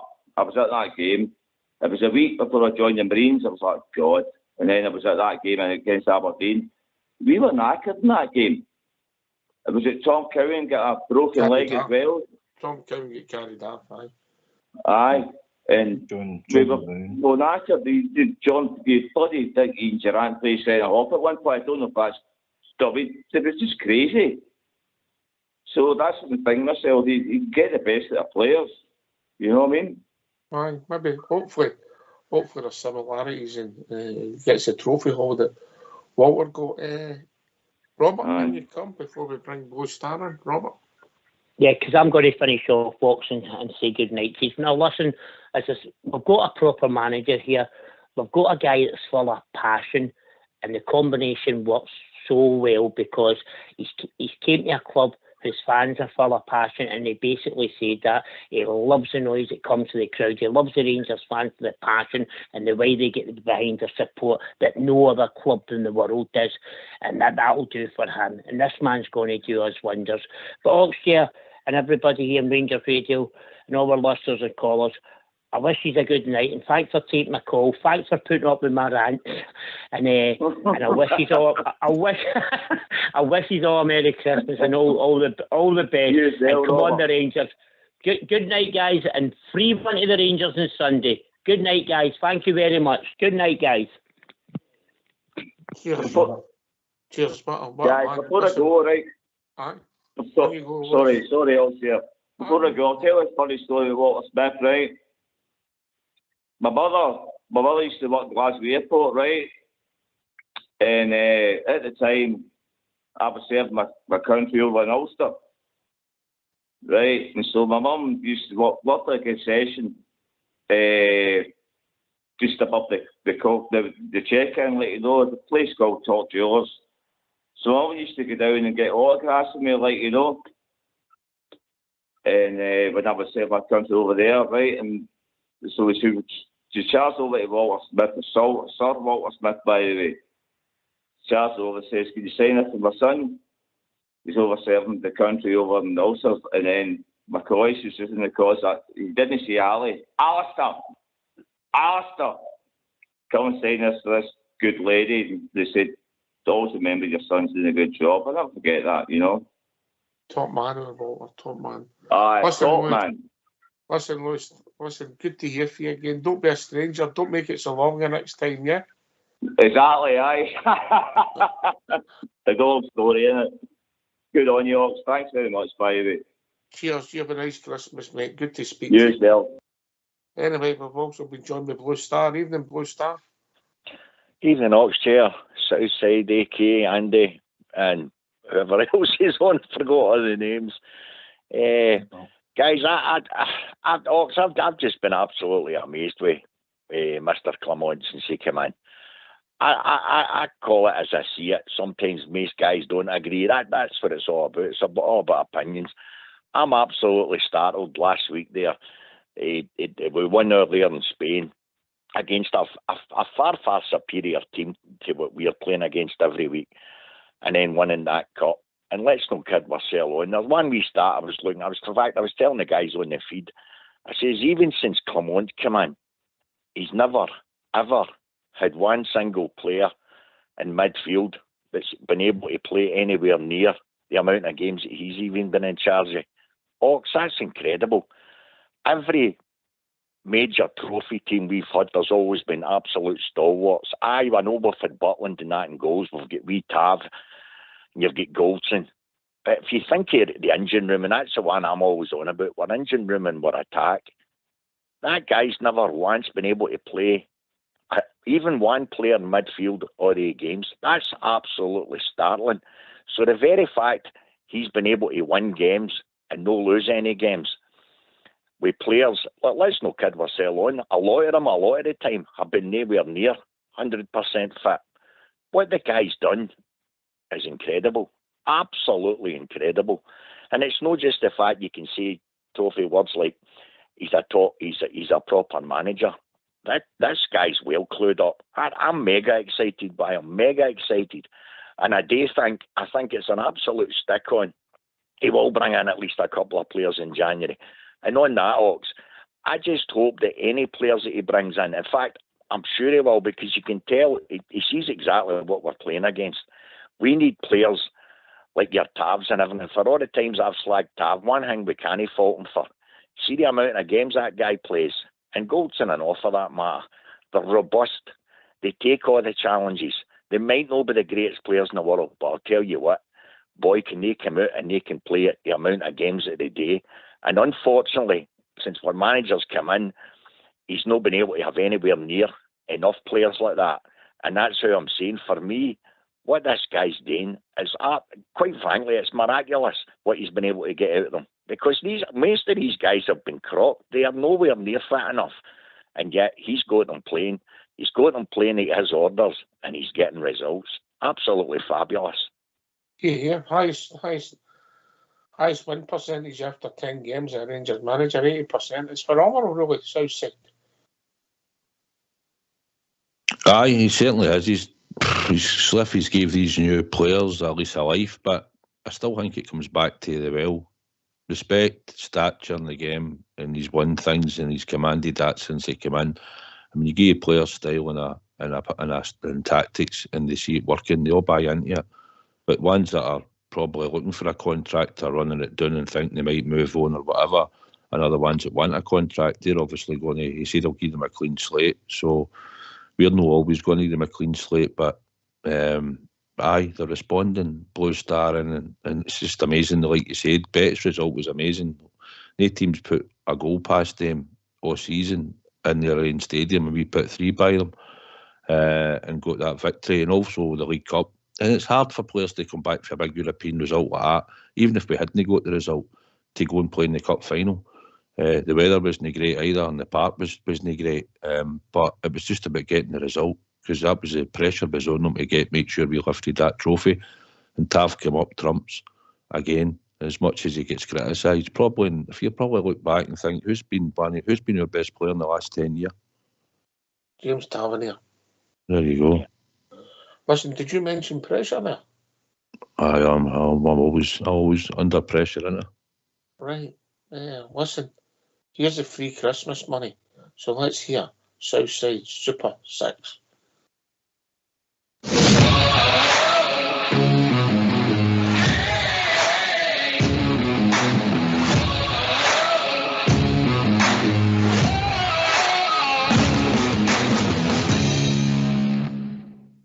Hi, welcome to Southside Super 6 for December the 23rd.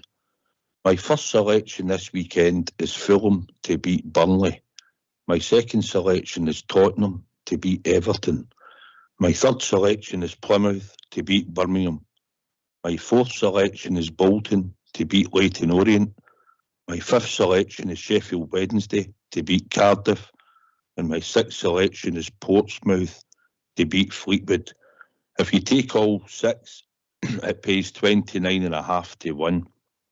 Also this weekend, since it's Christmas, I'm going to do a 2.5 goals over. So we need 3 goals in every one of these games on the 6. So we're going to go for Hearts St Mirren, Partick Thistle against Inverness, Airdrie against Morton, Blackpool versus Bristol Rovers, Middlesbrough versus West Brom, and Plymouth against Birmingham. So we need 3 goals in every game, and if we get that up, it pays 29 to 1.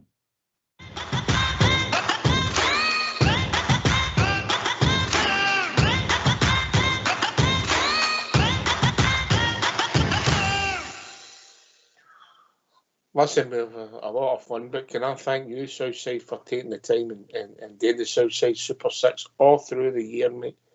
You've had your leg pulled, you've had your success, which made that even sweeter that I wasn't in the country and forgot to put it on, and I know that made you laugh. It does, it still does. It still does. because I'm back to you every week. And by the way, I've cashed out a few times, so I'm well up with the Super 6. And it's been good fun, AK. It's been funny, innit? I wouldn't go so far as say to thank him, but he's lost me money every week, guys. So thanks for that, pal. I'm up with the Super 6. I'm up. Well, it's a bit of fun, as you say. He's been close a few times, so granted, he's been knocking the door, but It was getting close last week. Last week at the bar again. Again. Maybe the over 2.5 goals is the way to go, pal. Hopefully that's the winner for you. But good on you. Thanks for doing it, Southside. We really appreciate it, mate. Yeah, and hopefully. Honestly, it's a complete pleasure to get humiliated every week. It's thoroughly enjoyable. No, I tried 2.5 goals this week. I done 10 last week. I know I'm greedy, but you've got to do the 10. But I had to pick 6 this week, so I've done 6. So it'll probably cost you an extra £5, which I was quite happy about in Ox. Not a problem, mate. Not a problem. So, I'm always right behind you. And I do, you know, AK, I keep people up to date how it's gone. You ruined my set. No, I've just thought about that. I know. I'll be pestered tomorrow all day. I'm going out tomorrow. Right, I'm going out for a couple of swallies and that, so I don't want to hear any texts. See, when you're sending them, just send them to all them, but don't give me one, or I'll swear I'll give you verbals back. I'll not even text that, I'll phone you. Fox has said, what about me spending 2 hours every night recording it, every Friday recording it? He wants a shout out and off. Doesn't it take him 2 hours to do it?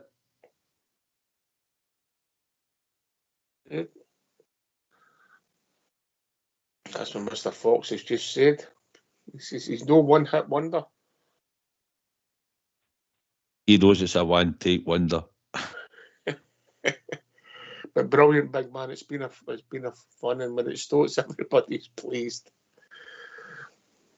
Nobody more so than me. Well, let's hope this weekend. Come on, Super 6 in there, 2.5 goals. I'm not happy. I got a text from Fox saying somebody was winning 1-0 and my last man standing. There's only about 14 years left, and I've just seen that it's still not neat. So what's that all about, Mr. Fox? The goal was chopped off of VAR, mate. Oh, was it? It was. Aye. Right, good luck tomorrow and good luck with all Super 6, mate. Good bit of fun, a good feature on the show. Right, go back to your point, Blue Star. This manager, I said it earlier on the show, I knew nothing about him. You know, and we played 3 games in 6 days. We went to Betis with the nervous energy of a cup final, then we play at home against the Tide. Was it disappointing, the performance? Aye, it was, but when I was sitting watching it, you can do better, we can do this. But when the game's finished, you put it in the cold light of day, 3 fantastic results, Blue Star. Incredible results. We were all the same as you, so we were all looking for a better performance. But in the cold light of day, it's all about lifting that trophy. And then you think you've got time to look back at it or whatever, and you say to yourself, you think of what that guy's had to come into. And it is the truth. It's no knocking players. It's just a fact. We've had so many injuries. It's frightening. We've got guys near enough at the end of their careers. Let's not kid ourselves on. You get guys like Lawrence that played every game for Derby. We get him and he lasts a couple of games. He gets crocked. We pin our hopes after a year that when he comes back and the guy gets a badging again. And it's been that constantly. Then somebody's out injured. He said to bring them all in. He said to fit them in, trying to get them to play to the system. And the guy's done it. He goes to Spain and he beats a team, as Southside said. They hadn't even lost a game on their own park. They hadn't lost a goal hardly. And we go and score 3. And all 3 times we were leading against them. Absolutely incredible. There's nobody in their right mind would have taken us to score 3 goals and win the game over there. And then a couple of days later, you're coming back out here against a team that doesn't matter how we look at it, whether they're rotten or no, they raise their game against us constantly. And we go out in a big, heavy pitch, etc., bad weather. And the bottom line was, they put the ball in the net and they won the cup. And then he goes in the following game and he wins that. And it's been game after every couple of days. And it'll be the same on Sunday. And it's just miraculous what he's done with what he's had at his disposal, Ox. And I know we're all on and we try and bum up some of our own players. But the truth be told, we're playing with players that are nowhere near 100% fit. Then it's all right saying they're up against teams that we should be rolling out. But most of these teams, they're playing with players that are fit. Ours, aren't they?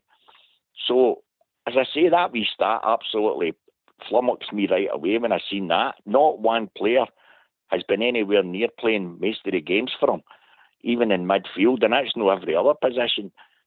What the guy's done is absolutely incredible. And still then, for me, Ox, I've got a personal bet on with one of my brothers. I says, he'll consistently win up to my birthday, which you know is Christmas Day. So I'm praying and hoping that they win on Sunday. But above all, I want us just to keep it going. I know he's struggling, and we know we are, Ox. We're struggling for actual fit players on the park, even in certain positions. So if he can keep this going this month to this break, this will be one of the. I'm saying it in my lifetime, Ox. That'll be probably the best run we've ever had. If he managed to go this unbeaten, no doubt about it. Because what he's got left with players being injured, etc. Absolutely miraculous. The guy's been a wizard. He really has. Aye. We talked about the magic hat and that. This guy's been an absolute magician. Make no mistake about it. 100% he has. What's he going to do when he gets his own players on that? This is what we're all excited about. Aye, that's intriguing. AK. Aye, definitely. We all agree on that, Blue Star. But can I just change tact a wee bit? I know we've not an opportunity to speak about it, but wait a minute. You're here to answer Blue Star's questions. You don't just go off on a tangent. Answer what the man said. He knows what my feelings on come on anyway. We speak often enough, but I was trying to speak about the tickets. How do you? Whoa. Answer the man's point. What about how good the Clermont's been for the club? We've all said that all night. So he's took the time. That man has took the time and the effort to phone this show to speak to you. Answer the man's point. You're right, Blue Star. We all agree with you. Thank you. That's point. Right. Can I speak to Southside? You weren't listening, were you? Of course I was. You weren't listening, Blue Star. He wasn't listening to you. That's how he couldn't answer you. I think you made some tremendous points, and I hope you win your bet with your brother. Cheers. Oh, I hope I do, Ox, and we all want that. We want this guy to keep it going, and hopefully, come this break, we got a couple of players in, and we get players back fit. If we can do that, we're right down their throats now. Make no mistake about it. They're panicking earlier, and they will make signings. We know they will. But our manager's got to bring in a couple. He has. I hope they're as good as our summer signings. Southside. Well, I hope they're 1,000 times better. We had a tough sort of run for Livingston away, then Aberdeen. We've got Motherwell coming up. Been to Tynecastle, we would have been at Easter Road there, apart from we were at Hampden lifting the League Cup. And now we've got them at the end, in Motherwell on Sunday. So it's a tough run of fixtures, but we've done well with it, Blue Star, you know. Done amazing, isn't it?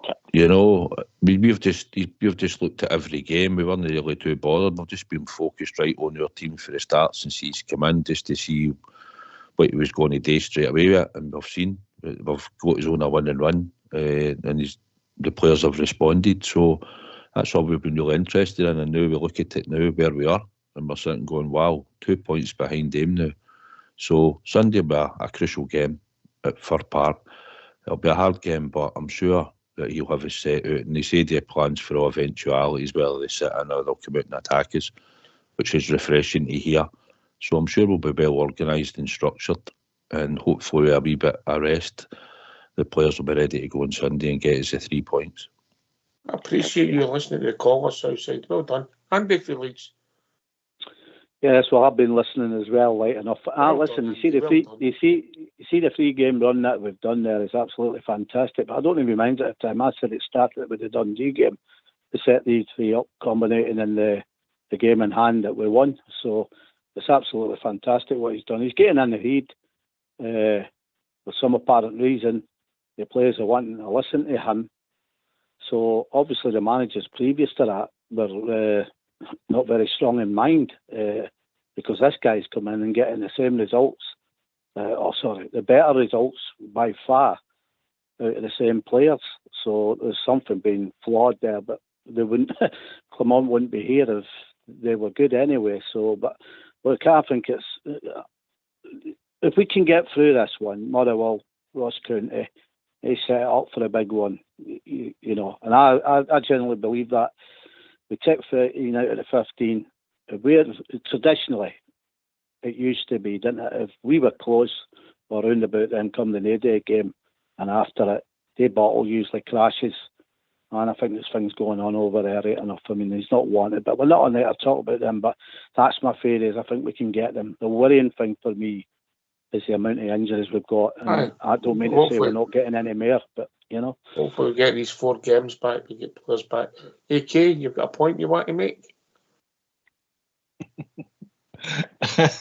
Aye, it's about the tickets. I was wanting Southside's opinion, but everybody in the panel's opinion, Southside more than most because he goes to all the games. How do you feel about not being able to get to Celtic Park to cheer on the boys? I call them the trips. I cheer on the trips. You spelling that boys well. Why, AK? No, slap of the tongue. I just thought you were talking about your classmates. Carry on, Southside. Well, obviously, when you go to the games, week in, week out, you want to go and follow your team. It's no nice to go when it's 800. And now, obviously, it's getting back to we're not going at all now. I didn't think to relent on it. My opinion is, if you travel with people that travel or the people that want to go, and I want to go to their midden and support my team. There's no greater feeling when you've battered them up there and won. To see the Rangers win up there, and because you've been used to going for years and years. But they've cut the allocation down to a point. I think going forward, you'll probably need to, if you could get 2,500, because that 800's horrible atmosphere. It's horrible that you've got to go there early. They need to sort that out. I know that's something I think Rangers need to speak about if and when it gets changed and we get tickets to go there. We can't be getting shipped in at stadium at 11 o'clock in the morning. That needs to change, because I believe they don't get shipped in at Ibrox at 11 o'clock in the morning. They can go on about they need to open up the road, whatever, but they don't need to open it up at that time, 11 o'clock, and have us in there to a 12 kick-off. But nothing's going to get resolved. I don't think anything will resolve, folks, going forward after this game, because I don't think Rangers will be in a position. Well, they could be in a position maybe to give 2,500, and then they would need to do the same. But then again, by that time we should be in front in the league, and we might not need to bother. We'll just keep it as no fans going forward to the end of the season and see if something can change going forward next year. That's the way I see it.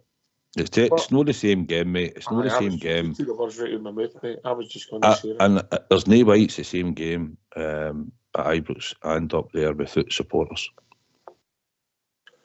AK?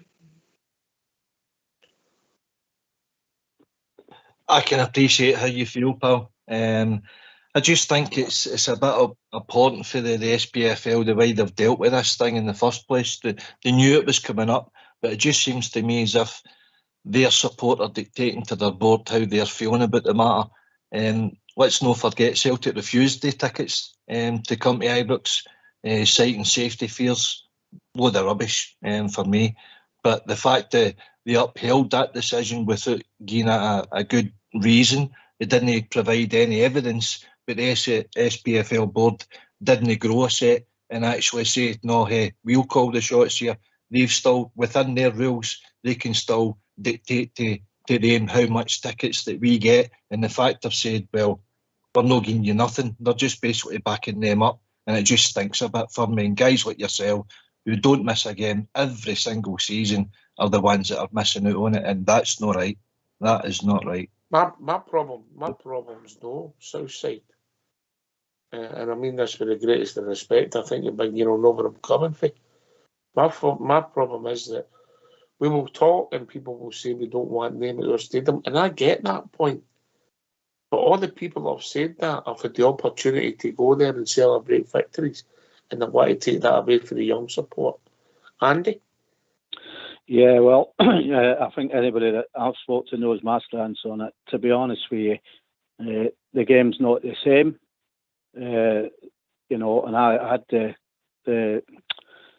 not the pleasure, but I had the right to go there and get my tickets to go there. I made a conscious decision a few years ago that I would never go back, but I'd been to plenty of them beforehand. But no, I think both sets of fans should be in the game. It's the greatest derby in the world, and you take one set of the fans out of it, it ain't the same. You know, the spectacle and everything. There's nothing better than going to a game and getting right up them when we've done them. You know what I mean? I suppose it's the same for them. But no, it's definitely not the same game. And yes, we've been there. It's easy for people that's come. A lot of people have a go at me when I say that, but you know, we've been there. These guys coming up behind us and all that. You've got to sample the biggest derby in the world, in my opinion. So that's just my take on it. I think it's stupid. They're killing the game in all kinds of angles now. It's sad, really. You know, the way they're going, they'll be wanting to use 15,000 back next season, Southside. Aye, that was the good days. I think it was 18 and a bit we used to get with it. Yeah. Listen, people will complain, and all right, people will complain about, oh, well, we get that wee bit at the corner, right? We've always said that, the way the ground is, right, that's just going to be part, but we used to get further round and all towards their goal, tap and bottom. And at one point we used to get a lot more than that, but that's the argument, and they get prime view. Well, aye, they do get prime view, but I'm still not wearing that as an argument. They can't just take that bit of their stone and move it. You know, it's part of what you get. It's where it is. We used to go there when it was like that anyway, you know. So if you get a ticket at that end, fine. There's a pole comes right down, you can't see the goal. I get that. So you just go and stone anywhere else out the road, no, so you can still see it. The people, like I say, everybody's entitled to their opinion, but the people that travel away to watch Glasgow Rangers, they're the people that will want to travel. Many a thousand would want to go. And the younger element that's up and coming, or the UB mob and everybody else. It's not an allocation where you can normally take your way into the game. You might get the odd way in there, maybe luckily, but on the whole, it's usually a hardcore support that go. And the fact is, they're denying us that, and they've just really done anything about it. They're just putting up with it. But I'm sure Rangers have made their statement. But going forward, it might change, but it's not the same game. Definitely not. And you'll hear it when it comes on the 30th of December. You need fans at it. Oh, simple as that. We all went to their part often enough. I disagree with Southside to a certain extent. When I went, we were in that corner, but we also had a good whack towards their goals. A good whacky at Oxes, you know yourself. That was taken away, and they had an absolute unfair advantage with us. I mean, you heard McCoy's talking about it, and he says, we're coming out the tunnel. He says, and we can't even see we're in fans. They came out the tunnel, and they're looking straight at their fans. So they had an unfair advantage. Even when we were winning, they still had an unfair advantage. We never ever had that. But then when they took away the bit to the side of the goal to stick us in that side, where our own bench can't even see their own fans, no chance. But the game's diminishing with no fans in it. Of course, that is. Anybody that says anything else is kidding herself on. You need fans. It is the greatest derby in the world. But you need fans. One way or another, they've got to manage to be. But on Alex's point, a quick one at Ox, he's right in what he's saying.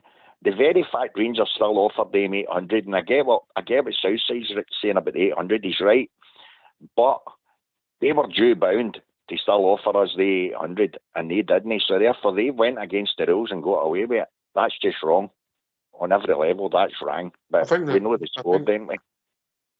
We've not really debated it. I mean, there's a lot of things happened in the football. We've got a lot of January coming up. I mean, obviously that happened, and that'll take care of itself. To reeling about the Super League and what's happened with homegrown talent. We've not really touched on all that because we know we've got a break coming up. A lot of footballers know with the club, and we're going to have some nights where we're going to need subjects. So we haven't deliberately touched on some of the things. Alec, you're back to your point. If what was said was correct, and I've no doubt, no reason to doubt it, that the team, the police were asked to submit something, never bothered. Well, they should have either cancelled the game till they did submit. Yeah. If they didn't want to abide by the rules, or maybe and showed a bit of teeth, a bit of fortitude. But we all know who we're talking about here. You're right, Paul. You're right. It smacks. It stinks. You've got a governing body there that are, willing to just take a back seat and say, well, it's nothing to do with us. Well, I'm sorry, it is. Somebody has to be a ruling body, and you're meant to be for all clubs in Scotland, not just one. And it just looks as if our club's been shafted on this. And their statements come out there pretty strong on it. You've heard your supporter there, Southside. He wants to go to the game, but he's been robbed of the opportunity. We need to come to some sort of resolution about it and resolve this issue, because the game, the spectacle of the Old Firm Derby is being harmed. To do that now, the first place you'd have to sort it is Ibrox, mate. Yeah, I know. But people need to be grown up about it, though, and, get his thing we said, Sons of Struth guy, get your big boy pants on and, sit round the table and thrash it out. But how do you take it if you get told that you and your boy are not getting your seat for a game in March, mate? No, listen, I know, but I think the likes of the European allocation, the 2,500, 3,000, whatever it is better than the 800 in there. And if it's they're both ways, I mean, we've got the issue there of being behind that restricted view, and Blue Stars, right, they've got no restricted view if you're taking over most of that Broomland Road stand. So that needs to be resolved, that issue as well. But it's ruining the spectacle. And, I've got an easy solution to it. I'll take this to Southside first. Go there and win on the 30th. Beat them in March, win the league, go again and win the league, and then we'll get as many tickets as we want for that place. 100%. See the thing is, this didn't rear up when we were beating them a few years back. This didn't rear up, you know what I mean? They had the Broomland Road and we were still beating them. I went to AGMs and it was getting called for 4 years in a trot. We need to ban them. But nobody actually come up with a good reason apart from you don't get a good view when you go up and you go to their ground. That was like that. But well, they went and travelled. I know one or two I knew that stood up and were kicking up, never went. They went to Ibrox now and again, but they were a shareholder, but they didn't travel. But they were up kicking up how we should be banning them and we shouldn't be going there. But like I say, everybody's entitled to their opinion. But there's thousands of supporters out there that will want to go. That's the point. And that's what creates the atmosphere. And there is nothing sweeter when Big Cattage was done that in the net and we're all bouncing about that Rangers section. You know, it's what you've grown up to watch, innit? It's a game that it's the biggest game in the world, as they say. So why should you showcase it with two sets of fans there? But Rangers did start with banning them and saying we'll sell more season tickets. I get it, but I believe we could still have had 2,500 in. I think if it goes up to 2,500, that's more respectable. And it's a better atmosphere, when you go there. All right, gentlemen, we've reached that time of the evening. Better wind the show up. Last word for your good self, Blue Star. I'd like to wish you all a Merry Christmas when it comes, guys, and your families. I hope you all have a lovely time. And let's, as Bridge always says, let's keep it going for the Rangers, onwards and upwards. We're all behind this manager of ours. we think we've got a right good gene. Just hope our player can get a wee bit more glory out of some of the players, and we can just keep winning, guys. But a Merry Christmas to you all on Monday, and have a nice time with your families, and to all the listeners, to a great show as always. Cheers, Thanks, mate. guys. Cheers.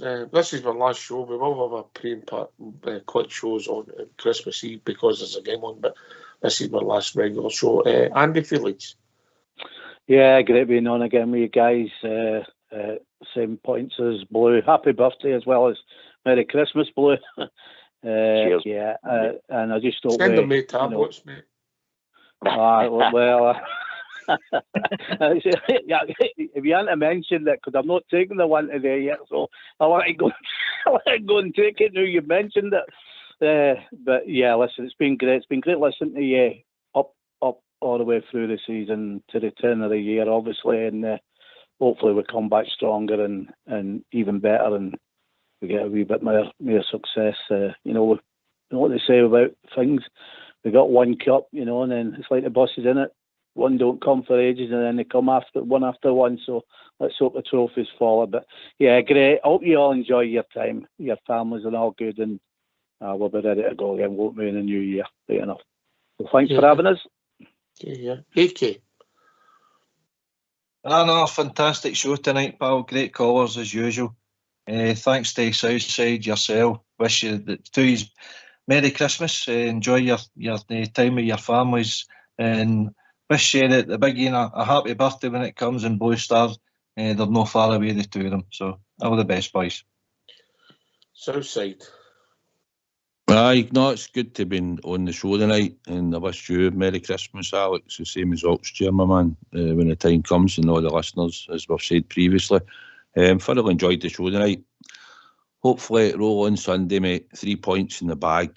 This is our time. This is our time now, so let's get these 4 wins under the belt, and we'll be in a good position for the new year. So thanks for having us on. Thoroughly enjoyed it. Thank to Lewis for joining us. Of course, Robert, Andy Felix, Blue Star, and Bob Jim was trying in, but we'll get Bob Jim another night. Thanks to everybody for listening. If you don't catch us on Sunday with the pre and post match show, everybody have a Merry Christmas, and I hope you get everything you want for your festive. And happy birthday to Blue Star as well on Christmas Day. Thanks to AK and Southside for doing the show, but a special shout out, as per usual, to the two heroes of Rangers Radio, Old School Blue and my one and only Fox. So keep the show going. Without them, there's no show. Thanks for listening. Hope everybody gets sorted for Christmas. But we will be back on Christmas Eve with a post and pre-match show as we build up to a Rangers victory at Motherwell. Take it away, Old School Blue.